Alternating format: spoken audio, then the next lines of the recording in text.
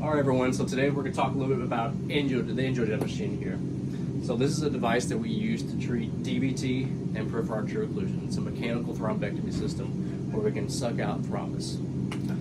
With the Angiojet machine, we make several different types of catheters for venous and arterial usage.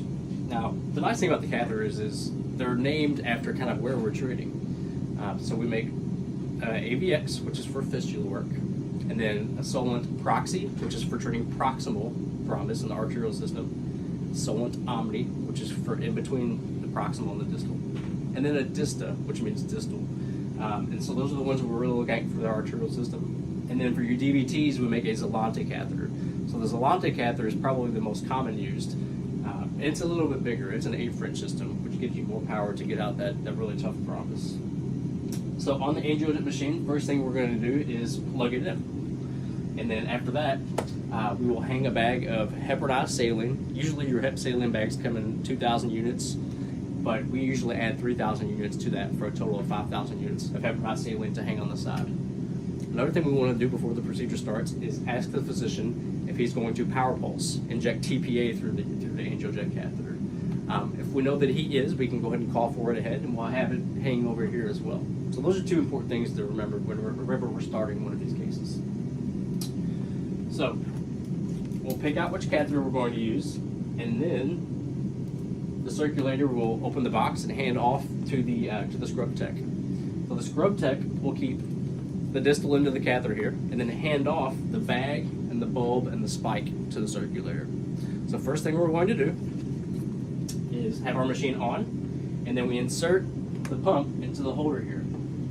It only goes in one way, and one thing to watch out for is to make sure you don't touch the bulb on here. It's very, very sensitive, so please don't touch that if you can avoid that. And then it just sits right in this little cartridge here as well. The bag hangs down below.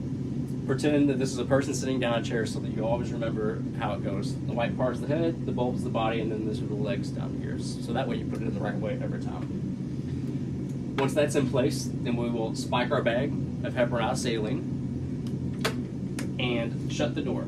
So there's a button right here with an arrow on it that shuts the door. And up here it even tells you drawer open, so it says insert pump, which we did, and then close the drawer, and we're set. The next thing we're going to do is prep the Angiojet catheter.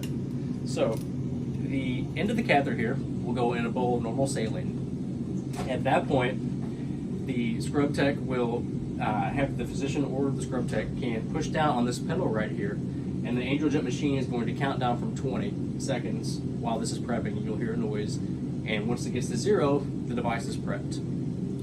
The Angiojet machine always starts out in thrombectomy mode. So once it's prepped, it's ready to start sucking at that point as well.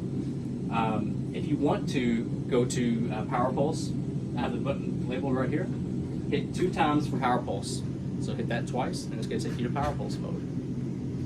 If you want to go back to thrombectomy mode, hit the exit power pulse button right here. It's labeled as well, and then you're back in thrombectomy mode. And that's everything on Angiojet.